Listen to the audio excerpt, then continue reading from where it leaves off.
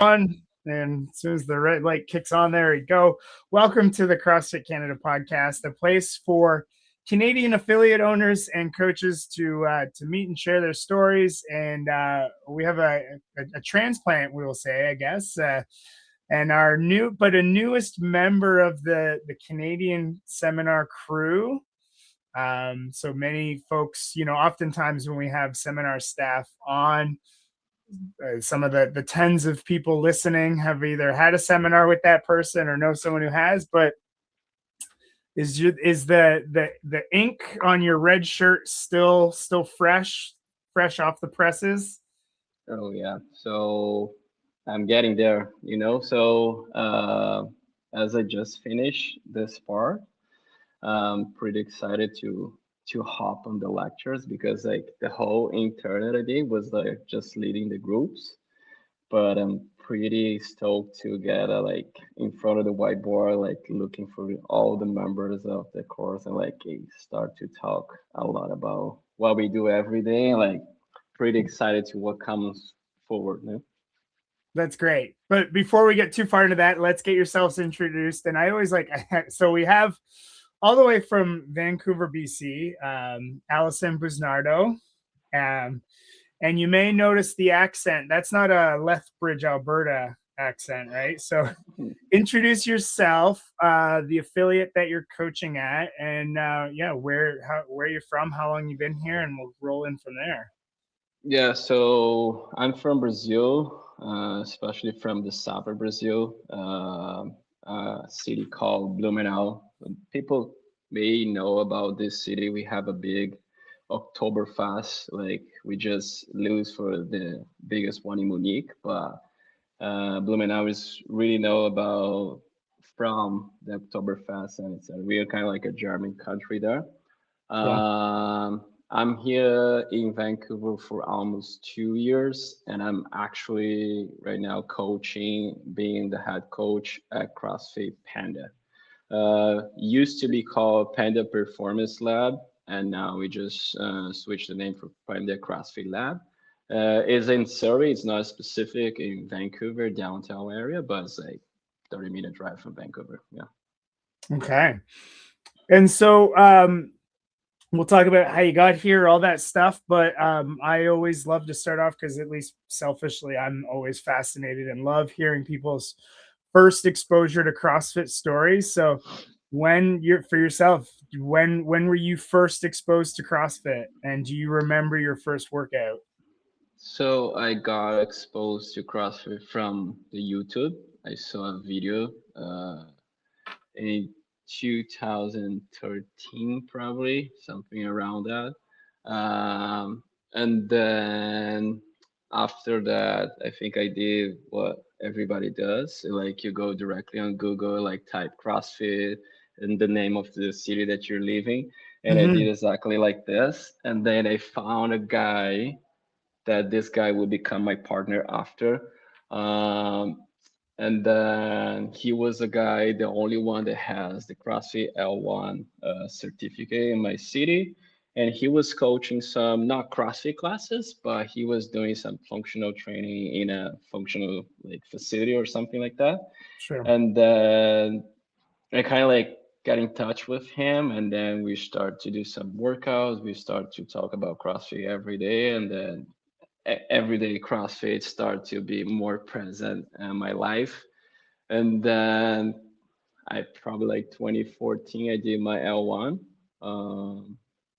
And then my first CrossFit workout was kind of like before this L1, like especially a CrossFit workout in a CrossFit gym because I Okay, used like in to. an actual affiliate. Yeah, because I Yeah. did a lot of CrossFit workouts with this buddy, but I remember it was a 7 minute AMRAP max back squat 135. The bar comes from the ground and as many reps as possible.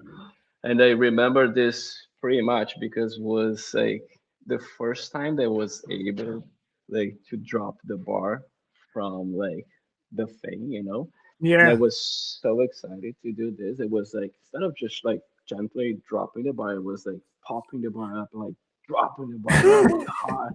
And they're like, bro, this is so awesome. I never did this before. And then the coach comes on my side, bro, there's no problem. You can drop the bar. That's okay, but just drop it. Don't throw the bar down. And I was like, okay, sorry, my bad. It's like, bro, that was fantastic.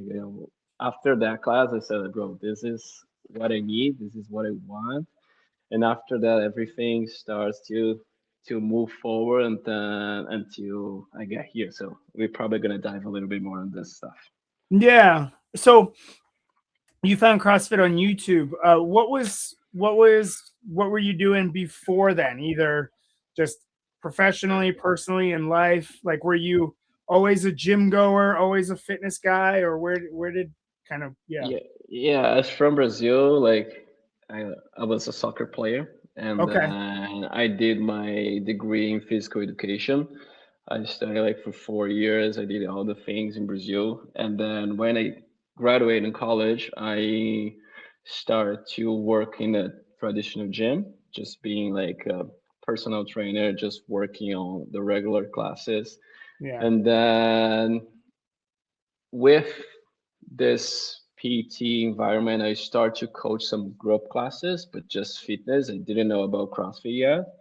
And then after a while that I discovered CrossFit from YouTube, start to do some stuff. My functional classes, the group classes, start to become more related like to what CrossFit does. And I would start to do floor times and reps and like thinking about like Olympic weightlifters in the class, how to coach, how to teach, how to progress and everything else. And everything starts to build for my CrossFit career. And then I was just going to the other side. So I was kind of like leaving the gym space and becoming more like the coach that I used to be back home, like being the CrossFit coach. I kind of like quit the traditional gym that I was working, and then I opened my own garage gym. I was like, Cool. okay, I will stop coach personal PT sessions at the gym. I will buy some equipment. I remember I got money from my buddy. I didn't have money. I got like 5,000 reais. It's probably like $1,000 here in Canada.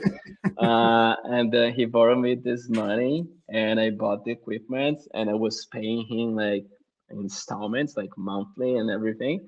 And then I was able to still get some personal classes with somebody that was working with me. And I was still working on the fitness facility and I was running my CrossFit garage gym, not CrossFit because I was not affiliated, Yeah, but because like you my weren't garage gym. affiliated. Yeah, Yeah, but yeah. still, you're honing your craft either way. Yeah, so it was Yeah. like just going back and forth with these three facilities that I was working, but I got like with 25 people working out at my garage, so it was like I think we need something bigger. So after this, my buddy from like the high school started to work out with me, and he was like looking for something different too. And then I got these two guys in touch and myself, and then we just decided like, oh, we're gonna open a CrossFit gym, and that's it. We didn't have any CrossFit gym at my city. Nobody knew about CrossFit. Just the people that was working out with us, like my buddy on the other facility and myself. Mhm. And then we like, let's put all our money inside and let's go. Yeah. That's really cool, and I think I wonder if it's hard for anyone listening to like conceptualize what the ecosystem of affiliates and coaches in CrossFit was like, not only 2013, 2014, 2015, but in Brazil and in the south of Brazil, like truly like half a world away from the epicenter. Like I I stepped into the CrossFit gym in February of 2012, and I feel like that's when it was just really starting to peak. And in the town that I got started in, it's a decent sized town. I think 200,000 people. It was like a new CrossFit gym was springing up, every year. By 2015, I think we had 5 affiliates in town. And so But for you in 2014, like you guys were still really, really grassroots. Yeah, almost nothing. Yeah. Zero knowledge about CrossFit, zero like a person that you can look for to teach you, to help you to grow your thing, like even like a CrossFit coach that you can see like, oh, I want to be that guy. Like, we didn't have anything about it, Yeah. so it was like blind. We're like completely like, let's open the thing and let's see, that's it. Well, and I'm still fascinated by just the process, and I want to hear more about this. So like you were running your group exercise classes, and then you're like, okay, like, hey, let's start trying these things. You start like, because you didn't have like, there wasn't programming that you could just start signing up for. To your point, there wasn't videos or classes. You had to figure it out on the go by, probably making mistakes, but also taking chances. Jumping ahead now, how valuable was that period for you in your own like coach development? I think when you don't have any other source of help, you are your only source. So, like you said, the mistakes that you do on the way, they it's two ways, eh? Or you learn or you get better. So Right. you're gonna do a lot of mistakes in your coaching, like classes, every day. But that nobody will die about your mistake, hopefully. And from the next class that you're gonna coach, you're gonna know this doesn't work, so don't use anymore, or use this in a different environment with a different cue or different thinking, because this could be something valuable for your future, even if it doesn't work. You just need to figure out why. Maybe the way that you apply the thing was not the way that should be applied, and then you just Right. need to figure out how you need to apply that. But my like beginning coaching classes, I was like 23 years old, so I was like a kid, and Sure. was just like fun. It was fun, but I think you got this like on that time too. CrossFit is hard. We're gonna do this thing and whatever. There was scaling options. I never saw. We're gonna do this, our acts, and we're gonna crush ourselves, and that's it. I think like Yeah. everybody starts on this like path, but and then we start to grow up, we start to see that people were not getting better, and like, oh, something's wrong, what we need to do differently to make people better and people enjoying to come, people that can work out 5 days a week without being like a piece of shit on the next day because they cannot even sit down in a chair, so we start to evolve as a coach. I mean, like I was start to grow up too, because like I said, like 23 years old was like I was too young, like running a business and trying to be my best for like the people that are in front of us was just Mhm. like a lot of pressure, And then this taught me how to get better every day. So it was like my thing now is like it's progress over performance. I always talk about this with my members, with people that are beside me. But this is for me too. I was coaching now a class, and the guy was like too worried about like the shrug, and like he's having like early pull, and he was like knocking his head, like, "Oh, bro, how can I?" I said, like, "Bro, you did great. Your first movement was like here, now you're here. Don't Yeah. overthink. You're doing great. You don't think about perfection. Just go, just keep going." And I think the life of a CrossFit coach, the life of a human being is like this. You're not going to be perfect. You're not going to be the best today, but if you're striving to be the best as you can, you're on a good way. Your path is like right away. Just keep going. Yeah. I've been thinking about that a lot in my own coaching lately. Like just in the conversations I have with my members, and is like, I could give someone a cue, like if I'm working on hip extension, like, hey, this time I want you to jump so that your feet truly come off the ground. And then they do it. And I'm like, that was so good. Hell yeah, that's exactly it. Yeah, but I pulled early as well. It's like, Okay. like why can't we but this is like part of what we have to do as coaches is like, no. We're gonna celebrate the thing that you did what I asked you to do. We're not gonna immediately start thinking about what you did wrong. You have to take the time to celebrate that I asked you to do something, you made the correction, and you saw an improvement. Let's keep building on that rather than like, oh, but I did this wrong, and then I did this wrong, and then I did this wrong. It's too overwhelmed, you know? Like, I think we as a coach, like most of the time, we try uh, to make everybody perfect, you Right. know? And everybody perfect. And like you said, instead of just giving one specific cue, we're gonna do a lot of cues. We're gonna look for the heels, for the knees, for the depth, for the line of action, for the midline at the same time, the squat. I Yeah. mean, if you're trying to see everything, you're not seeing anything, you know? And then imagine you saying this to your member, and then you just being more and more and more, but they're getting too much and they are not getting anything. And then what this is one cue that Jason gave to me. He was my flow master, and he was like, bro, like most of CrossFit coaches that comes here that I see on L2 or whatever, they talk too much. So less is more. He said this to me. I wrote on my hand, and I was like coaching the group, and was like, less is more. Less. So it was like every time I was looking to my hand, I was like, okay, less is more. I think I'm done. Shut up and let's then move, and then you just keep going. You know? 100%. Yeah. I mean, exactly. I was thinking like I always wanted to be it because I would look and I think we look up to either seminar staff or whether it's in the class being run in a level 1 or level 2 weekend or just whatnot. But it's like I always thought I was like Q, but like it's like John, chest up, Judy, weight in your heels, Steve, knees out, Fred, look up, Steve, do this, Johnny, do that.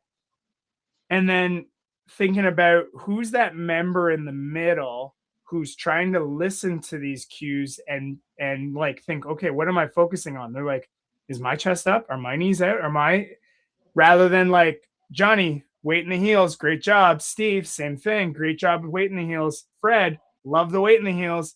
And then so Brenda's in the middle, like, I guess I better have my weight in the heels. It's like I've Yeah. been thinking about that a lot lately and trying to apply it with the help of a mentor. And it's been astronomically more effective than different cue, different cue, different cue, different cue.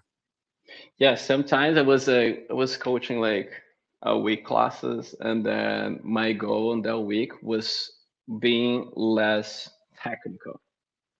So it Mm-hmm. was like my goal in that week was be giving more praise than giving more technical stuff. So it was kind of like you, hey, good job, Matt. I like your chest. Good job on the hips back, and good job. Hey, you did a great job today, like jumping hard. And I was like, just trying to reframe my brain to say just the good stuffs instead of trying to just find the fault, you know? Because like Mm-hmm. when we start to like understand a little bit more of the movement about the technique of the movement, you start to become like a sick follower. No, I don't know how to say like, but you're just looking to see the fault. You're not looking for the Yeah. whole Right. picture, you know. And Right. then you got like too worried about everything, and you're not seeing the big picture. You're not seeing that if like you said, good job on a hip extension, but I pulled. So if you're just looking for the falls, you're not seeing that big hip extension that he did a great job, and you're just Yeah. saying like, hey, bro, you're pulling too early. Come on, do it better, man. Let's pull just on the right time, you know. So on that week, I was like, was a little bit hard to do that, but because you're used to like see the fault, say something, see the fault, say something, see the fault, say something, and it was just like punishing myself, like don't say anything here. They're safe, they're good. They could be better, of course, but they're in a good position. They're not like empty barbell. It was like especially on the specific warm up. And it was like, oh, they're great. It's not the weight that I want, but it's like I can accept. So it's like no, no perfect, just better and better, and give some cues. And members like they like you said, like they like, oh, that's good. What happened with you, man? You're so nice today. What's going on? Yeah, yeah, yeah. It's wild. It really is. And I mean, Yeah. that's the value of working with a mentor or having that, getting that feedback. And now, like, as you went through the candidate program, I'm sure you were able to get feedback. But like, so understanding the candidate program, and maybe correct me if I'm wrong, but you basically you do the first session that you get to be involved with in the level 1 weekend. You're more or less just there to help out, right? You do as asked. As you help set up, chime in here and there, but no major roles and responsibilities for that first weekend. Is that correct? So what happened? We host L1 Panda Okay, for like 4 or 5 months ago, and that was my first time with Jason. I met him there, and on that seminar, I was there like uh, watching the lectures, getting my notes. I was helping, doing everything, getting some coffee for him, sure. helping members, questions, and everything else. So it was like on the side. So it was this. I think he considered my first intern like that. I was not a Oh, okay. candidate. So sorry, you were the affiliate point of contact. So Yeah, I okay, was there. We are hosting the yeah, L1 there, but I didn't have my L3 already. So I was okay, studying for my L3.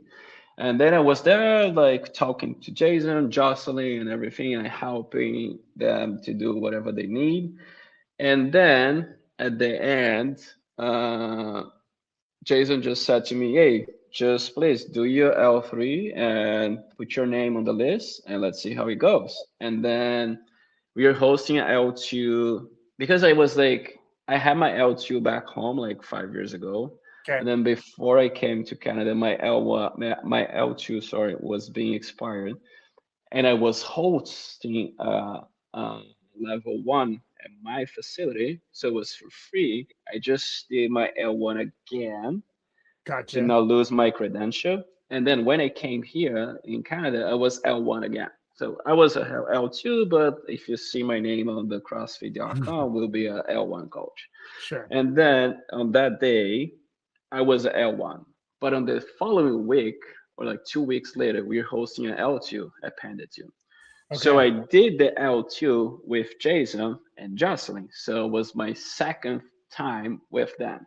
So they could see my coaching, they could see my cues, they could see everything that they didn't see on the first one. There was just like being the host of the course. And then they said, bro, do your L3 and then put your name on the list. And then I finished my L2. I got home. I did my registration for L3. I got my L3 on the same week, like maybe 2 days after the L2. I did Yeah. my L3. I passed. When I got home, I did my registration for the Canada program. They replied me back like 4 or 5 days later, saying that I have my first intern in Alberta on Jason's gym. This happens in like 4 weeks period. So like Yeah. L2, L3, Canada first intern. And then I went there in Red Deer on Jason's gym. And then my first was like I coach 2 squats, I coach 2 presses, and I coach 2 deadlifts. So I did like front squat, overhead squat, I did shoulder press and push jerk, and I did the sumo deadlift, high pull, and mat ball clean. And then I was a guy who was there to help people, but I was not giving any lecture. It was not, if they don't ask anything from me, I don't open my mouth. It was being True. a guy who was helping Jason and Jocelyn. And then at the end of the seminar, Jason talked to me, say like, hey, I like you. We're gonna work on this, this, and this. I will send your name to CrossFit, saying that you did a great job, and I want you to the next one. And then they invite me for the second one. The coolest thing was here in Vancouver, so didn't need to travel. It was like just at home, so it was great. And then my second one, Jason just said like, you're gonna do everything. So I Okay. coach all the squats, all the presses, and all the deadlifts. And that was fucking scary, man. It was like, oh my god. And then I was like, oh shit. It was like my timeline, my clock was working, and then I was wrestling to get the things. And then after the squats, sit down. Hey, you did this, this, and that. We're gonna look for this. And again, less is more. Just keep this in mind. Less is more. Keep this in mind. And then I coach the presses. The afternoon and sit down with him. Hey, you did a great job here. That was way better what you did on this one. Good correction, good cues on this one. For tomorrow, let's work on this. So I coached the deadlifts on the next day. And then at the end of the seminar, he just said like, yeah, I will send your name to CrossFit.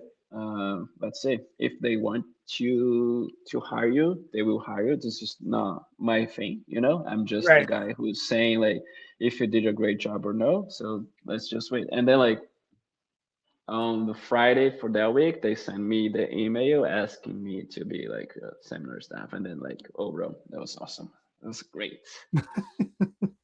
That's so cool. That's like, congrats on, I think it can be easy for folks to just immediately look at the timeline of what happened and be like, oh, like look how fast that was. Must be nice, blah, blah, blah. But like, you took initiative along the way. And Yep. one of my, it's not a favorite saying or anything, but like just the philosophy of like overnight success takes a lifetime, right? Like Yeah. it's like it happened really quickly, but it was also the 10, 11 years that you put in Yeah. beforehand into Yeah. that. I do want to circle back to your first, because you said like when you were the person of contact, it was almost like an unofficial first internship. And then your first one, you got asked to coach two squats, two presses. We may think like as coaches, we're like, okay, I'm gonna go in there, I'm gonna coach my ass off, I'm gonna really hammer it. But like that can get you, not get you in trouble, but you know what I mean. It's like it can do more bad than good. So how did you, I know you were given and you wrote it down, the less is more, but how did you hold yourself to like not try to show off but show that you're effective? You know, one thing that when you know about what you're saying or what you're trying to teach, you want to say more because like you want you talking more. Um, but I realize, especially on seminar wise, is like it is okay to not have any noise, you know? Mm, So like you're gonna coach something, like, hey guys, we're gonna work on the hips going back and down. This is what the thing, okay? Everybody has this stance, everybody's ready. You're gonna say and squat, and then stay quiet. And then you're gonna stand. Hey Mac, good job pushing your hips back. And then ready guys, and squat, push your hips back a little bit more, Matt, and stand. This like pace gives you opportunity to not rush and gives then opportunity to be relaxed, you mm-hmm. know, because I got in a situation that was like, hey guys, we're gonna work on the hips going back and down, and let's go. Okay, good, Matt, good job pushing your hips back. On the next one, think about this, and then I go to the next person. Then, hey Matt, good job pushing your hips back, but think about this. So you don't need to say too much, you know. We're gonna talk about the hips going back and down. Just look the hips going back and down, and that's it. If you want to say something, I'll say, good job, man. Next one, keep your chest proud or something like that. It's just like easy stuff, but don't put yourself as a rule that you need to say more. You know, don't Yeah. try to look for something else. Don't try to say more just because you know more. Kind of thing, you know? Just like one thing at a time. Just be patient. I ask a lot about my athletes, especially in weightlifting, like stuff, clean and snatch, to be patient to get on the right timing position. I think we as a coach, we need to have the same pace, you know? Just be slow. Don't rush. Don't rush. Just keep yourself going into the right direction. And remember that it's okay to have some silence on the road. Silence is like, Jason said this to me. Silence is good because like when there's silence, they're trying to understand everything that you taught them, you know? So it's like if you keep talking, they don't have space to put their brain to like, oh, that makes sense. Because if I'm trying to say it again and again and again, I'm just putting more information. And then what Yeah. I did here, they're like, oh, now I need to think about this, and now this, and now this, and like just give them a little bit, some nuggets, some like cherry, and stay there. And then, okay, now we're gonna move on, and now we're gonna move on. Because like, for example, on the air squat, you have like 30 minutes to coach air squat. 30 minutes is a lot for air squat. How long Yeah. it takes to coach air squat at the normal class? You're coaching like 2 5. minutes, Yeah. 3 minutes, Yeah. 4 minutes. Sometimes you're like, I know people that don't coach air squat, you know, like, hey guys, put your feet right there and give me 10 squats, and that's it. So, how can you be relentless to your pace into 30 minutes? Because like, if you finish the 30 minutes of the squat and you're like, you as a coach, you're gas, you're like, you probably talk too much, you know? So if Right. you're not relaxed, if people are like, my legs are cramping, and then like their brain, you can see on their face that they're kind of like lost, you know? Like there's too many things, they start to be like out of what you're saying. It's probably is too much. So this is a good guideline for you. Like if you can maintain your pace, you probably are doing a good job. If you're wrestling too much, like you're probably too fast. Just like calm down, relax, and come back to the path that you're going before. Because Yeah. this is one thing that we as a coach we must to have. You know, if you're going to the wrong direction, you should be able to turn it back and then keep following the straight path that you were working before. Because sometimes you go, like, oh, I did something wrong here. I will keep here to see what's gonna happen. No, bro, like you as the coach, as the leader, you have the way to go back. I always talk this with my coach back home. Like people don't know the script. People don't Yeah. know the lesson plan. People don't know the words that you're gonna say about everything. So like whatever, if you said something wrong here, nobody cares. Just come back. And sometimes if it was something like really wrong, like hey bro, sorry, my bad. I said something wrong. I want this instead of this, you know. But there's just some like skills that you're gonna have as you go. It's not like after your level one, you're gonna be a coach that okay, I can do whatever. It's just take time. You know? Well, and it's back to that theme of what we talked about of being willing to like make mistakes and exactly like to your point about like the members don't know the script, and if you lesson plan, which you should, like you don't have to necessarily get you should, well, first of all, you shouldn't get self-conscious, but it doesn't have to be a big deal. Like I like was coaching muscle ups last week, and then I'm like, shit, I'm like, I've got 5 minutes to go over the wall ball and then we got to get started. So I'm like, okay guys, I'm sorry, like we're gonna go quick and dirty here, and just to, I don't know, let them know that I'm not trying to rush, but at the same time, it doesn't have to be a big deal either.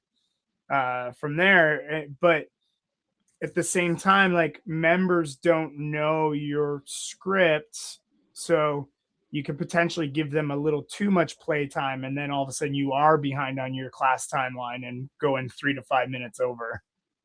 Yeah, this happened with me on the deadlifts. I stay more time coaching the deadlifts than I should. And Yeah, then on the new level one, you have the body system that people like work as a coach, just like working on the scene, yeah, not correction or anything. It's just to see like probably most of the time the bar path. They're gonna put the PVC on the side. You're gonna see they're moving. and then took me more time than usual. And then when I get on the sumo deadlift hypo, I just got myself with the clock and say like, oh, and I watched DK was coaching the second group on the side, and he was already on the mat ball clean, and I said like, bro, I'm fucked here, like I did something really bad, and then I just give myself a space, but I didn't rush. I was just on me, like say I need to do something. So I just say, hey guys, there is the sumo deadlift hypo. Those are the mistakes that we're gonna see it. And you're gonna try to see those little nuggets as you go. So I skip the body system because the body system is not something that you need to do it. You Okay, it's do it. not compulsory in the new Nah, program. yeah, Yeah, you do it if you have yeah, time. So I took the body system out on this as I went there because if I did the body system there, like 5 minutes more, So like right. I gave some nuggets about the thing, and then I went through to the mat ball clean. I didn't do the body system, the mat ball clean, because the next part is the workout with the mat ball clean and MS sit up. So they will work as a coach as seen. So like you adjust yourself on the fly. Sometimes you have the script, and like you said, like, oh my god, I'm late. Whatever, just go do something different. And if it's your own class, like people know you, people know how you coach, people know that you're doing your best. And sometimes we're gonna screw up. So I'm like, hey guys, sorry, my bad. I'm 2 minutes late here. And I always say like, I'm not promised that this is not going to happen again because I don't know, but Yeah, I will give my best to not happen again. Okay, and people are like, they're just like, okay, yeah, yeah. Well, and I do want to circle back a little bit to coaching the air squat for 30 minutes. Not that we would do that in a class setting, but as you mentioned, there are some affiliates and just that don't really know how to coach the air squat effectively in the sense that it's like, yeah, here's the squat, get your feet set, okay, go give me 10 reps. But the interesting thing about like the level one is when you really break it down and you get the people in the breakout groups working really hard. And the concept I've been trying to give to my coaches is you provide them with value by really trying to help them get better. Well, then, man, that member goes back into class that Monday, and they're just like, okay, here we go, let's get it, right? Like they are more motivated to make that change. So, how do you feel about like real coaching and helping a member get better is providing value, and it can be done every day in a class? Because, and this is getting a long-winded question, but I feel like that's what we're getting further and further away from in like the bigger ecosystem, when people are saying, oh, my members just want this, or the programming is this, programming is that. It's like, well, we as coaches can provide value with any programming by being relentless and helping that member improve on their movement, even with the air squat.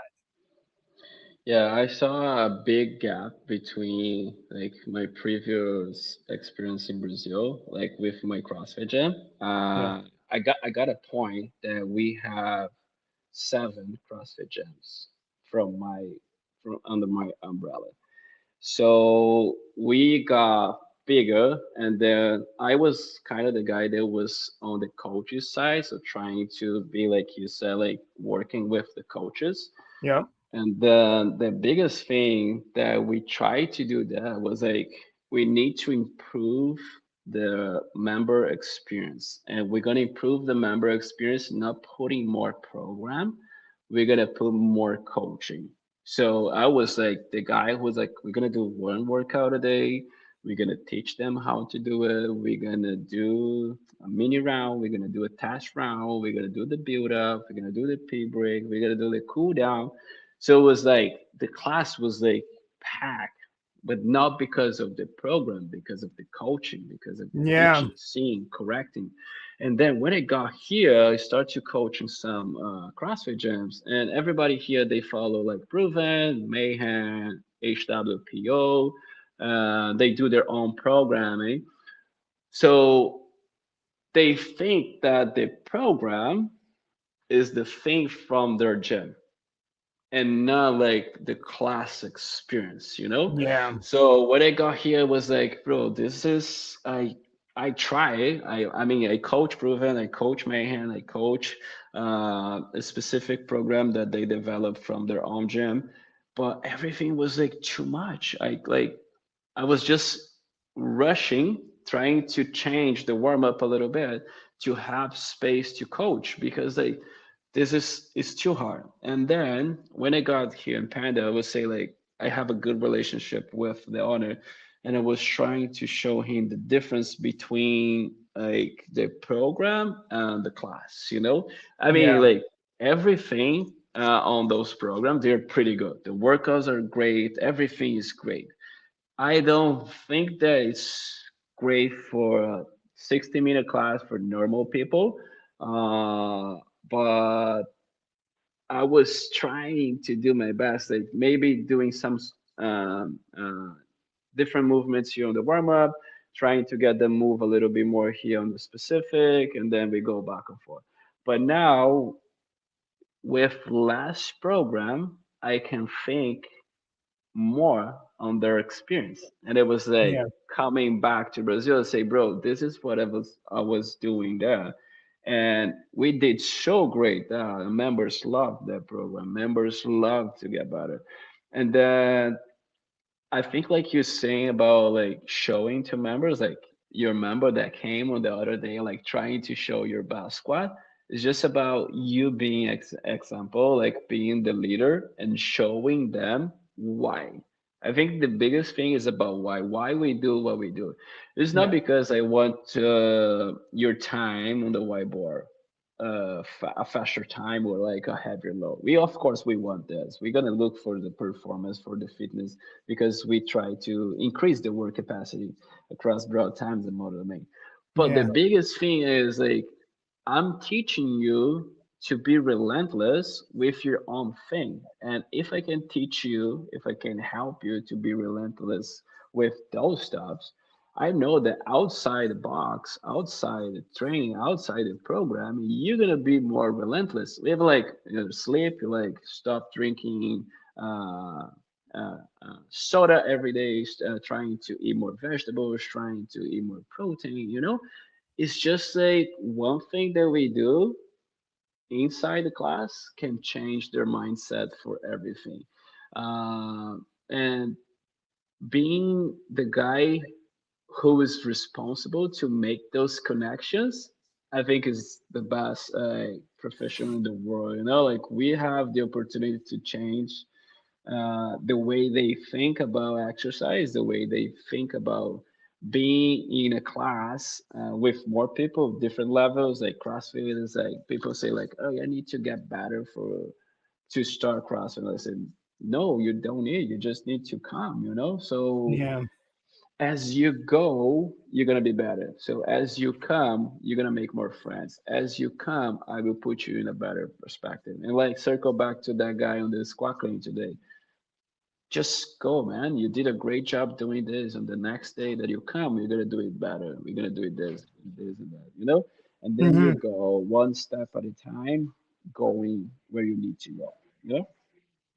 No, and it's we talk about like the best retention tool is just to improve your members' fitness, right? And I do think I've never really thought about this until truly right now, but a lot of the hard work pays off, the mayhems and the provens, they are a training first methodology that or programming that like trickles down, meaning like all of them are spearheaded by some sort of athlete that is used to training versus the general population in the general CrossFit gym.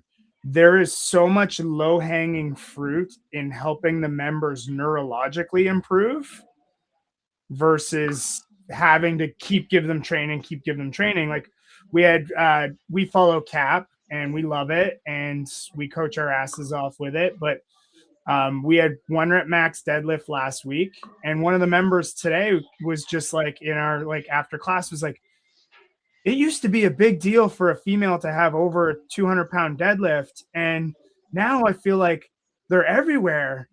And I was like, yeah, and you guys, and this was before I was the owner of the gym. And I was like, and you guys used to do deadlift cycles every 6 weeks. And she's like, oh yeah. And I missed those because I would come Monday, Wednesday, Friday, and the squat days were this and the deadlift days were that.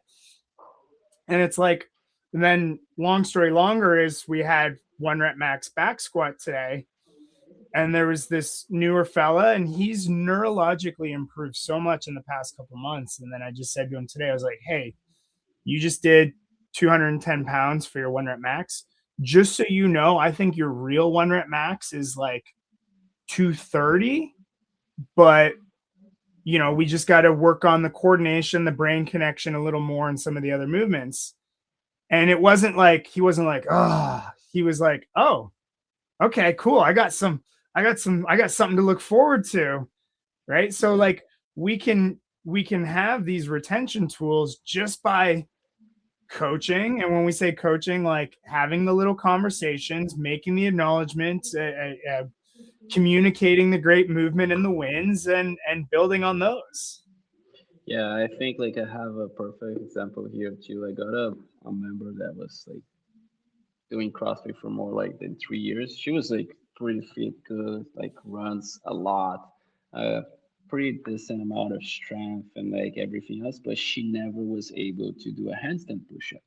Okay. Uh, and then they are not able to do a handstand push-up, not because they can't. It's because like when you got on the handstand push-up, like normally when you don't have time, guys, if you do a handstand push-up, you're gonna do a handstand push-up. If you don't, you're gonna do this. So Yeah. Just punt the there's scaling option away. Yeah. yeah, so there's no time to practice. So everybody that's going to do a handstand push-up, okay, guys, we're gonna do a handstand hold. If you're able to kick to the wall, that's great. No, you can do a face to wall, or you're gonna use a box. I don't know. It depends where will be your scaling option for the workout. So let's suppose that you're gonna use a pike position for that. So everybody that can go to the wall, kick to a handstand, and the other people will be on the box doing just the same handstand. And then after the handstand, you're going to start to circle back with some neurological stuff. So I remember on that day, I did the drill that you do on the floor, that you bring your hands to your shoulders, knee to chest, and then you kick, but on the floor, Yeah. Uh, by doing that, she went to the wall and she could do her first handstand push-up. It was not me. I said up to her like, this is not me. You're like working for two years. The only thing that I gave to you different was time.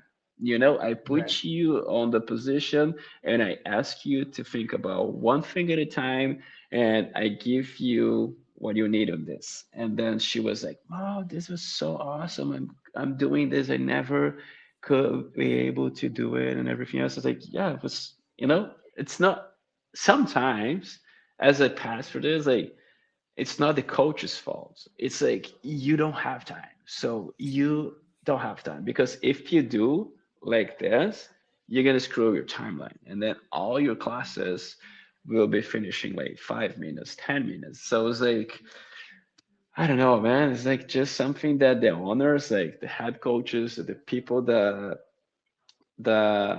do the programming, that they can look for a little bit more to see the value into less is more. They need to see the value and how they can be better doing less. Because like you said about the programming, cycles and everything else, everybody does this here. And they are just useful for this. They're like, this is my normal. I never did something Yeah. different. I never spent like 5 minutes on an air squat. I never spent like 15 minutes coaching a handstand push-up. So, the coaches don't know and the members don't know even because they're like, if you start to do this and slow, you build their capacity and like showing, even like for the advanced athletes, you're gonna see them moving and then you're gonna see that they can improve even more. And Yeah. sometimes those guys are the one that need more help because they think that they're advanced, but like they're seeing like, oh bro, you're doing like something really like unusual here. I don't. It's not like in the flow that should be. You're doing too much here on the arms, and you're not using your legs.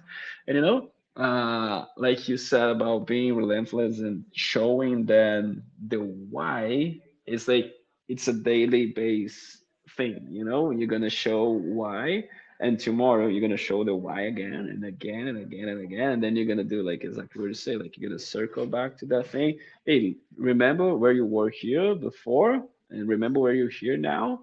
Just like they see the gap that they have between those two like phases, and they're like, bro, it's true. Like I don't know why I'm like worried too much about this. But yeah, when you do this, you see that they're improving. Just Yeah. not just like on the whiteboard. Like I don't care about the whiteboard. I use the whiteboard as my tool to see if the programming is working, if you guys are getting fitter. But I don't care about the workout. I don't care. Like sometimes they say like, oh, but this will slow down my pace, will slow down my time. Yeah, so there's a competition today that I didn't know. It was no competition. Yeah. So forget about the whiteboard today. Think about ahead. Think about like 2 months from now. Think about like 6 months from now. All my new members that come to me like the first class, I say like, what I do here, it's a fitness for life. So I want to be doing CrossFit forever. So this is my goal, and this is the goal that I have through my members. If you rush too much in the beginning, if you think too much, if you tax yourself too much, we're gonna be dealing with something that it's not on the right side of the thing. Mhm. You're going against yourself, so just relax, just enjoy, because you're gonna see a lot of good stuffs on the way. So don't be mad with yourself, just keep moving. You're doing great. I always say this, you're doing great. You are Yeah. doing great. Just keep moving. And that's the like the CrossFit program is so profound in the methodology that is, and like, is even in coaching, we want to stay in the box so much, but the growth really happens like outside of the box. And the program, if you adhere to it too much, can almost hinder progress. Like I think of like when you say handstand push-ups, like Diane, right? It's like Diane's a workout where, hey, like you could put a 10-minute clock. Great. What are you gonna do for the other 50 minutes? You could throw in a 5x5 deadlift or some sort of finisher or whatever. It's like, or we could practice handstand push-ups. And I had a member who got her first kipping handstand push-up and she was able to get multiple. I said, guess what you're doing in the workout today? And she's like, I can't do 21. I was like, okay, well, do 9, 6, and 3 then. But last time we did it, I did this. And she's saying that because she wants to compare her time and improve. Or Yeah. I'm going to be outside of the stimulus. Fine. That's fine. I need to sacrifice today's stimulus for you to build the belief for the next workout, the next workout, the next workout. And sure enough, like the magic happened was her last 3 handstand push-ups were like the best ones because it was like all she had. She just gave it instead of overthinking it, was just like gave it everything she had. And again, like boom, led just being on cloud 9. It's okay we didn't PR Diane because we can PR it next time. But it was through the coaching that provided her the value, not the like, oh, we're gonna do an EMOM of kettlebell swings, assault bike sprints, and ski ergs before we jump into Diane just to do it as the aside. Yeah, I think like what you're saying is like exactly like the scaling options, they are meant to put you on the prescribed, you know? Yeah. So sometimes, like you said, we're gonna sacrifice something here because I'm thinking ahead. I'm not thinking today. And I want you doing what you can do it, but of course, if we use the 45 reps of the handstand push-up for her, She'll the first 21, she will be like after the I don't know 12 reps, she's like I can't do anymore because like you passed the barrier that she could handle. So Yeah. she got stuck in there because of the volume. But you were able to do this because you have a bunch of time on your class. You're seeing her moving. You're seeing like you probably did a test. Hey guys, you're gonna go like for 5 handstand push-ups, and you see that she does three, and then the fourth one is like hard, and then the last one was like something that we can't use the same volume. We Yeah. need to have some changes here. But you're able to do this because you're looking to your members and you're asking something that you're gonna have as a tool in your pocket for the workout.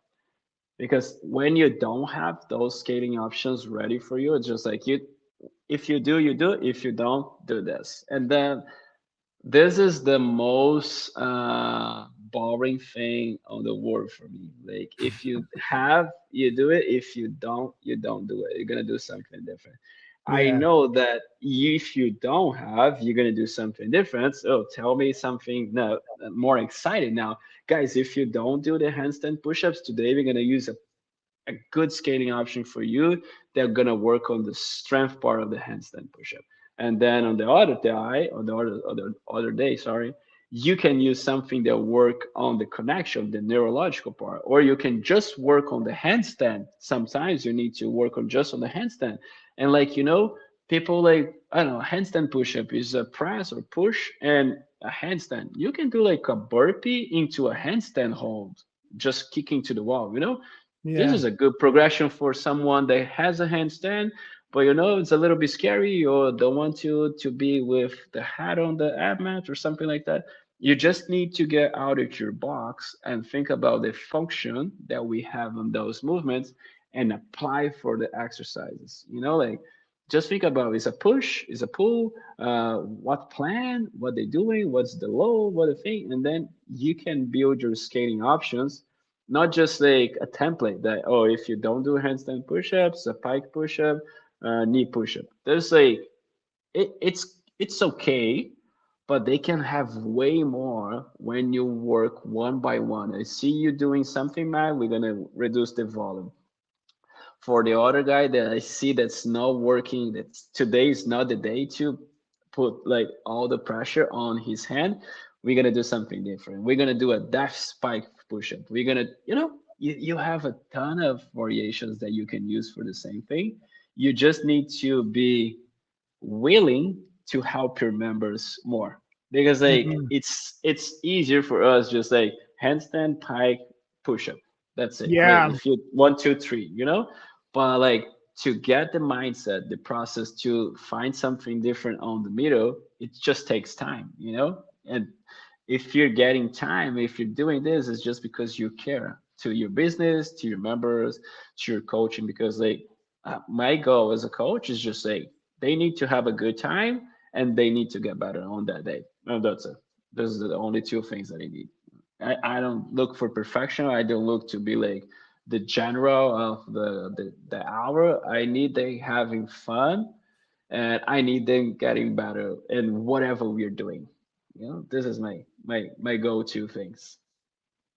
No, and it's like I said earlier, it's worth repeating in the sense that, like, again, going from technically speaking, I know there's a formality, but going from level one to seminar staff in 6 weeks, uh, Yeah, yeah, it's it might raise some eyebrows and be like, wait a second, but like if you listen, what I hope people are realizing is like, no, but it's that the letter and the number are just a formality for you are applying the CrossFit methodology through and the CrossFit training application the way it's supposed to be applied. And it's there's so much noise out in the ecosystem of our community and this and that and blah blah blah, and like, man, the methodology is so sound, the training model is so sound when it's applied effectively, and clearly you've got that just in your DNA already through your years of practice. So um what excites you most about aside from like getting to put the shirt on and give the lectures, what else excites you now as you begin your new journey as a CrossFit seminar coach? Bro, this is something that I think every day. I just I just love CrossFit. I just love CrossFit as a training program, like it's a member perspective for myself, for my health, for my fitness. And I love CrossFit the way that I coach CrossFit because I like Yeah. to coach people. I like to be on the side of people. I like to help people. And being part of the seminar, this is just going to be even bigger because I kind of have the people that I coach on the daily basis. I know my members. Of course, we're gonna have some new members coming up here and there, but as I go on this seminar or those level ones and level twos, I Yeah. will have the way to know so many people and to just try to put my love through CrossFit to the others. Like because I remember my first CrossFit L1, like 2013, I was involved in CrossFit because those guys that was teaching the seminar, they was so passionate about CrossFit, and they passed this to me in a so strong way that I was able to, bro, this is really good. And my thing is like, I need to show people that CrossFit is the best thing in the world. And this is like, whatever, if they have a perfect squat, they just need to do a good squat, get better from like the first movement and the last movement, get some Yeah. exposure about like a lot of techniques, drills that they can use by using the drills through them or just teaching the movements or the drills that they will have from the seminar. But the biggest thing is like pass my passion forward to them. Like they need to see the value to being a person who does CrossFit. Like if you get out of a seminar and say like, I want to be a CrossFit coach or I fucking loving CrossFit, the flow master, the seminar staff, and all the atmosphere did a great job. It worked pretty well because this is the biggest thing about like the first like relation or like the first touch that you have with CrossFit. You should have a good experience. This is something Yeah. that we look to have on like on the free trial class, for example. They must to have a good experience. If they don't, they will get out of the door and they will say that CrossFit sucks. And Yeah. they if if they don't get out of the seminar saying that CrossFit sucks, we did a great job. And on that note, 3, 2, 1, time.